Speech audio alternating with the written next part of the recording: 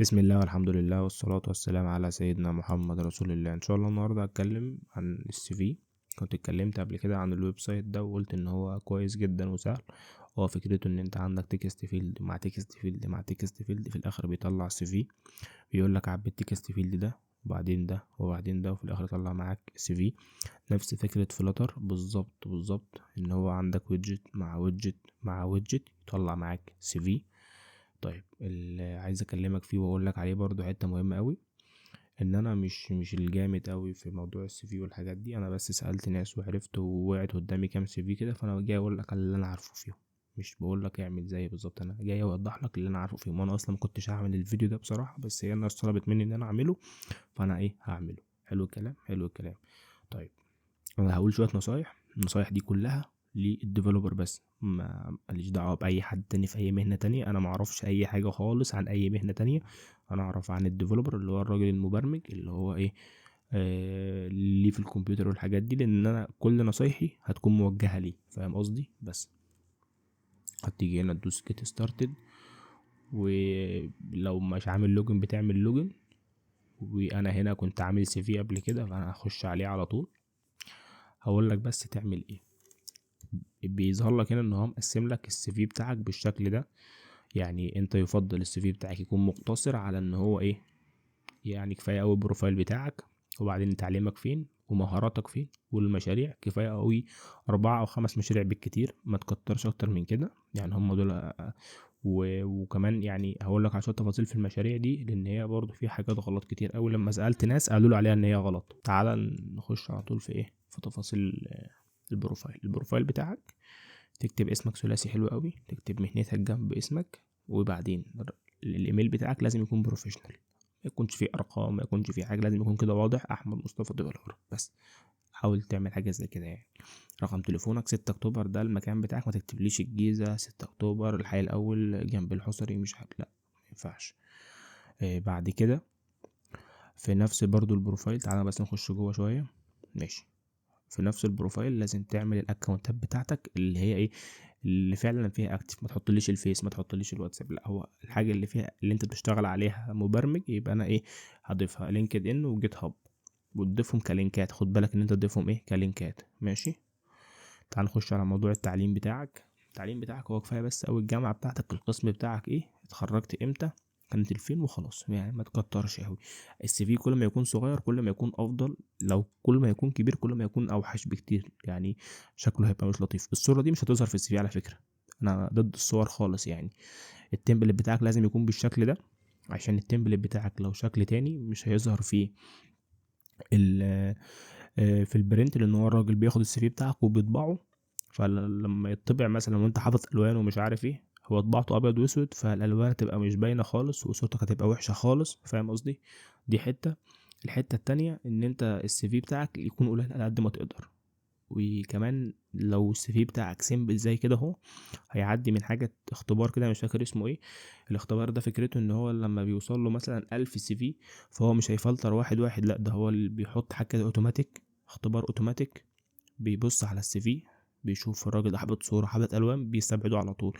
مثلا الراجل ده مش الحاجات اللي احنا طالبينها في الشغل موجوده في السي في بتاعه، بيستبعده على طول. فبالتالي بتصفي مع الاتش ار 50 سي في ولا 20 سي في، فبالتالي يقدر يشتغل عليهم بسهوله. طيب تعالى اكمل لك السكيلز. انا من وجهة نظري في السكيلز ده اللي انا اتكلمت فيه مع الناس، ان انت كفايه قوي تقسم الموضوع لكذا كاتيجوري، وجوه كذا جوه كاتيجوري منهم تقول تفاصيل الموضوع. يعني الفريم ورك، انا راجل متعلم فلاتر، متعلم فاير بيز، متعلم ستيت مانجمنت. الداتابيز متعلم مثلا مونجو دي بي، شيرد بريفرنس، مش عارف سيكوال كده الكلام ده. بعدين الكودينج، انا بعرف اعمل كذا في الكودينج، بعرف اعمل كذا، بعرف اعمل كذا في مثلا في الحاجات التانية. اكتب بقى اللي انا عايز اكتبه.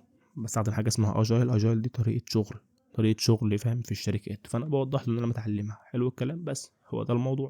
ما زودش بقى، ما زودش يعني ما اروحش ان انا بقول ان انا السكنز بتاعتي ان انا بشتغل تحت ضغط، بشتغل وقت كتير، بشتغل وقت زياده، بعرف اسوق عربيه. ما اعرفش موضوع بعرف اسوق عربيه ده انتشر امتى. شفته كتير قوي في الشغل، في السيفيهات بتاعت الناس: معايا رخصه السواقه يا جدعان. ايه اللي هيخلي الراجل بتاع السي في يعتمدك في الشغل معاهم؟ عشان انت معاك رخصة السواقة. اما انت راجل مقدم على فلاتر، مال انا رخصة السواقه بتاعتك، فاهم قصدي؟ طيب الحاجه التانية، ما تكتبش اي حاجه بره الشغلانه اللي انت راح تقدم عليها.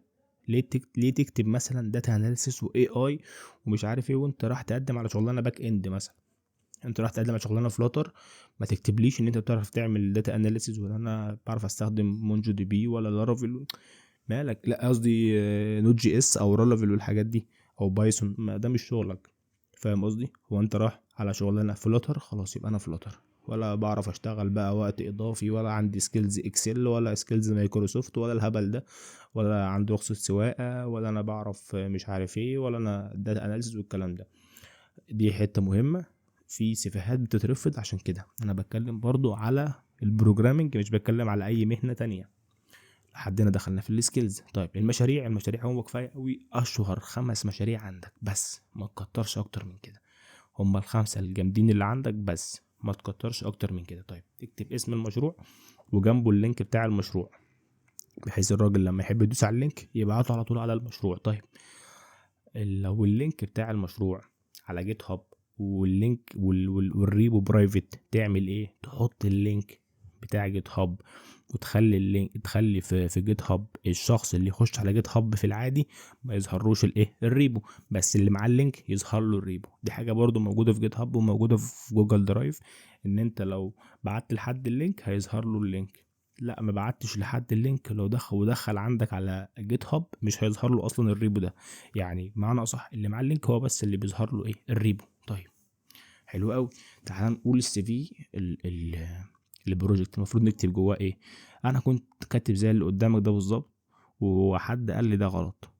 غلط ليه؟ المفروض ان انا ما اتكلمش تماما عن البروجكت بيعمل ايه، اتكلم انا استخدمت ايه في البروجكت. فهمت الفكره؟ طيب يعني برضو سألته طب انا اوري له ازاي الحاجه اللي انا الابليكيشن بيعمل ايه. قال لي ما هو هيخش على اللينك ويشوف الابليكيشن بيعمل ايه، بس هو عاوز في السي في يلقط كده بسرعه بس ايه انت عملت ايه. هو عايز في السي في يلقط بسرعه انت عملت ايه، هو ده الموضوع. فاهم قصدي؟ طيب زي ما قلت لك بتحط اهم المشاريع بتاعتك، ولو عندك الحاجة المهمة تحطها فوق، وكل ما تنزل تكون الحاجة دي قلت. وكفاية أوي 5، واختصر على قد ما تقدر. بس يعني هو ده الكلام كله في المشاريع والحاجات دي كلها. وفي الاول في الاخر هو توفيق من عند ربنا يعني، موضوع السي في. بس انت الاول تعمل اللي عليك وما تغلطش في اي غلطه في السي في بقدر الامكان. وعلى فكره انت محتاج تعمل سي في لكل شغلانه لما تيجي تقدم عليها تكون متناسبه مع الجوب ديسكريبشن اللي نازل. فهمت قصدي؟ بس تحب اراجع معاك الموضوع بسرعه؟ تعال راجع الموضوع بسرعه. اسمك كويس، فلاتر ديفلوبر، الايميل بتاعك ما يكونش فيه اي مشكله، رقم تليفونك واضح ومتاكد ان هو شغال عليه واتساب وعليه رنات، المكان اللي انت عايش فيه كفايه قوي الاسم يعني اكتوبر دي حلوه. انا ما اعرفش باقي المدن ماشيه ازاي، بس اكتوبر دي حلوه، العاشر من رمضان حلوه، مدينه نصر حلوه واضحه. مش لازم اكتب القاهره مدينه نصر، لا هي اكتوبر حلوه قوي واضحه. لما انت مثلا واحد عايش في شبين الكوم، لا اكتب المحافظه بتاعت شبين الكوم. واحد عايش في المنصوره مقبوله شويه، مش لازم اكتب حاجه تانية معاها. فهمت قصدي؟ يعني واحد مثلا عايش في مركز مش مشهور جوه محافظة، لازم تكتب وتوضح الحتة دي. انما اكتوبر، مدينة نصر، العاشر، الاماكن دي مشهورة قوي. لينكد ان وجيت هاب اساسي، وتكونوا شغالين ومتأكد ان هم شغالين، وتكون انت اكتف عليهم. الاديوكيشن بتاعك اي حاجة كده وخلاص. بس ايه، ما تزودش الموضوع قوي، وما تكتبش الدرجة بتاعتك. اوعى تكتب درجتك وما تقولش امتياز بقى ومش عارف ايه، احنا ما بنشتغلش بالموضوع الامتياز والحاجات دي.